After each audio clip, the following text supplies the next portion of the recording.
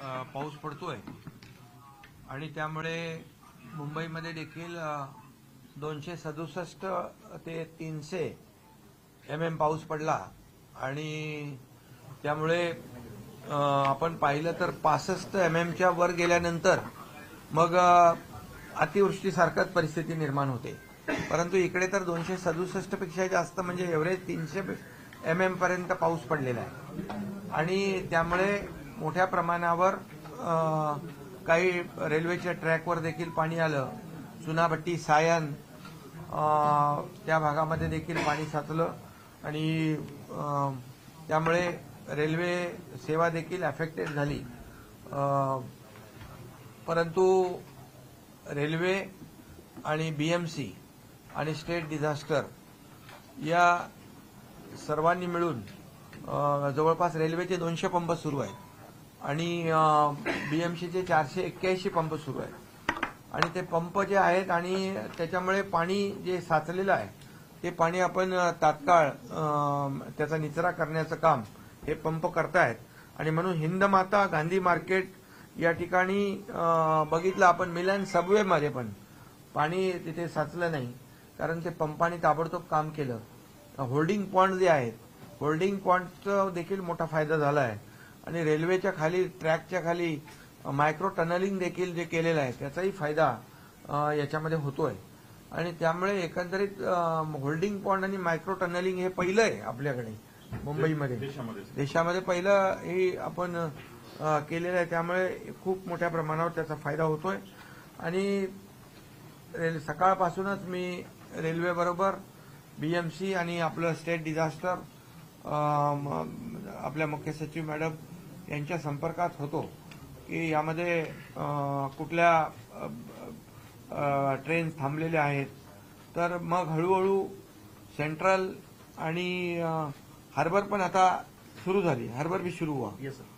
तर ही जी काही थोडं स्लो होतं परंतु आता पाण्याचा निचरा झाल्यामुळे रेल्वे सेवा देखील सुरळीत होतीये आणि त्याचबरोबर त्यासाठी आम्ही बीएसटी आणि एसटीला देखील सूचना केल्या होत्या की ज्या ज्या ठिकाणी आवश्यक आहे त्या ठिकाणी आपली ही सेवा देखील देण्याची गरज आहे त्या ठिकाणी तुम्ही तात्काळ ती सेवा देखील द्या.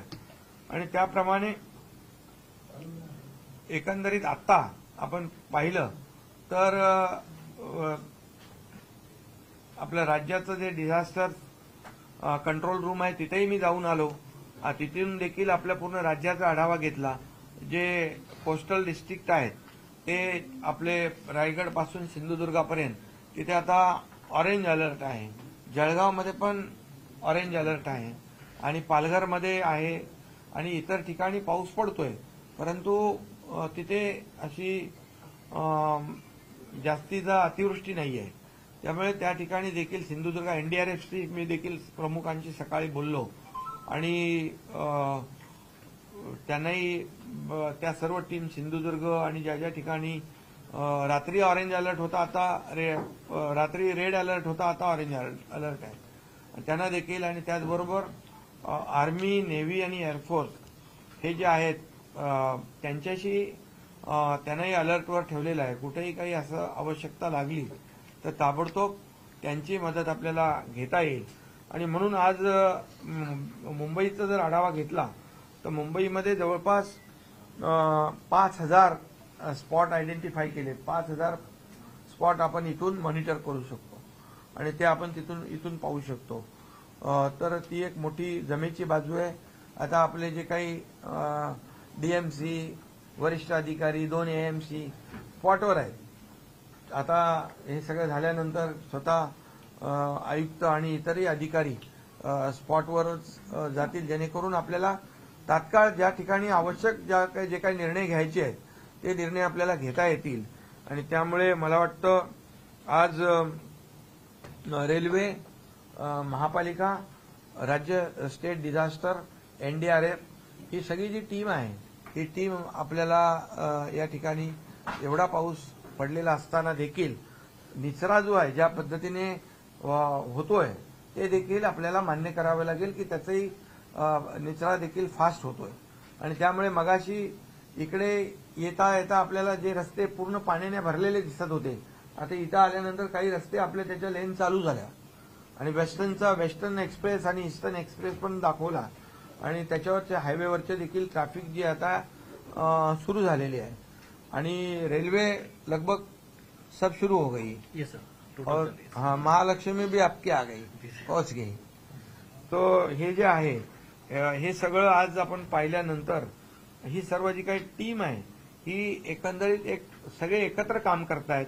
त्यामुळे हे माझं काम का तुझं काम असं काही कोणी बघत नाही। रेल्वेला देखील आपली सगळी ही टीम मदत करते आहे, स्टेट डिझास्टर मदत करतोय, बीएमसी मदत करते आहे आणि हे सगळं एक टीमवर्क म्हणून आपण काम करतोय।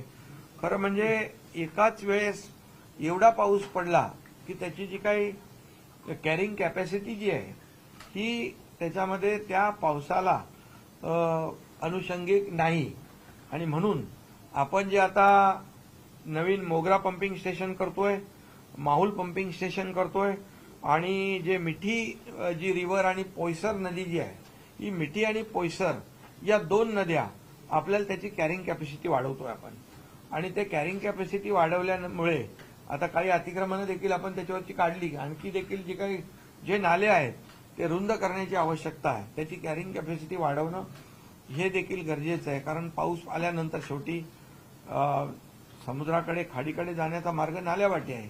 त्यामुळे याची जेवढी आपण कॅरिंग कॅपॅसिटी वाढवू तेवढं आपल्याला या रस्त्यावरचं पाणी वसाहतींमधलं पाणी आम्ही कमी करू शकतो।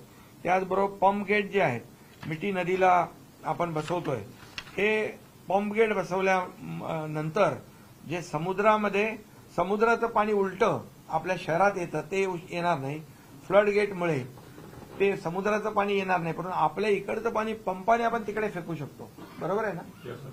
तर हां, हाय टाईडमध्ये काय होतं, उलटं पाणी येतं आणि लो टाईडमध्ये पाणी समुद्र घेतो, पण हाय टाईडमध्ये आपलं ते पाणी इकडे येतं। त्यामुळे हा फ्लड गेटमुळे खूप मोठ्या प्रमाणावर आपल्याला त्याचा रिलीफ मिळेल। या ठिकाणी रेल्वेने देखील भायखळा आणि कल्याणमध्ये त्या ट्रॅकच्या काही अडचणी होत्या त्या देखील दूर केलेल्या आहेत। कल्याणमध्ये पण माइक्रो टनलिंग आपने किया है, उसकी वजह से भी बहुत फायदा हुआ है। और वेस्टर्न रेलवे में 12 लोकेशन जो है इसमें जो पंपिंग करना है, पाइप पुश किया है। हाँ, पाईप पुश किया है तर ते देखील आपल्याला त्याचाही फायदा या ठिकाणी 5.5 किलोमीटरचे वॉल बनाया है जी सर। और 6 किलोमीटर के पाइप ड्रेन्स बनाया है चैनलाइज करने के लिए। ये भी फायदेमंद है, इसमें होता है। ये नया एक हम लोग कर रहे हैं, आप भी कर रहे हैं और बीएमसी भी कर रहे हैं और स्टेट भी कर रहे हैं। इसके वजह से बिल्कुल फायदा होगा। और मी पोलीस आयुक्तांना देखील आता लॉ अँड ऑर्डरचे जे सत्यनारायण आहेत, पोलीस आयुक्तांना देखील मी मगाशी फोन केला होता की आपले जे चौपाट्या आहेत त्या चौपाट्यांवर देखील काही मुलं खेळायला आनंद घ्यायला जातात तर त्या लाटा ज्या आहेत 4-4.5 मीटरच्या उंच त्या मुळे आपल्याला त्रास होऊ शकतो। त्यांनी देखील ते सर्व क्लिअर केलंय।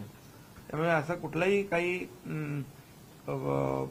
अनुचित प्रकार घडू नये यासाठी सर्व काळजी घेतलेली आहे आणि याचा परिणाम यामध्ये होईल। माझं एवढंच सगळ्यांना आव्हान आहे, नागरिकांना देखील, की आता पुन्हा भरतीचं एक सूचना दिलेली आहे हाय टाईडची 1-2 नंतर। तर गरजेशिवाय घरातून बाहेर येणं टाळलं तर बऱ्यापैकी त्याच्यामध्ये गैरसोय कोणाची होणार नाही। शाळांना देखील